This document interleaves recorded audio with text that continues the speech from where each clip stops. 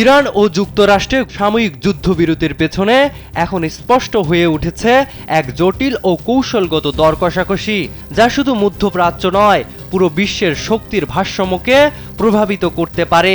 Iran দাবি তুলেছে দীর্ঘদিনের সব নিষেধাজ্ঞা তুলে নিতে হবে, বিদেশে জব্দ প্রায় 100 থেকে 120 বিলিয়ন ডলার ফেরত দিতে হবে এবং হরমুজ প্রণালীতে তাদের প্রভাব মেনে নিতে হবে।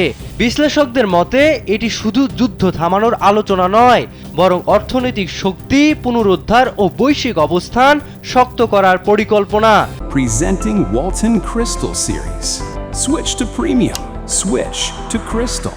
হরমুজ প্রণালী দিয়ে বিশ্বের বড় অংশে তেল ও গ্যাস সরবরাহ হয়, ফলে এখানে উত্তেজনা তৈরি করে ইরান কার্যত বিশ্ব অর্থনীতিতে চাপ সৃষ্টি করছে। একই সঙ্গে চীন ও রাশিয়ার নীরব সমর্থন পরিস্থিতিকে আরও জটিল করে তুলেছে। সাম্প্রতিক বৈঠকগুলোতে কোনো চূড়ান্ত চুক্তি না হলেও উভয় পক্ষই নিজেদের অবস্থান আরও শক্ত করেছে।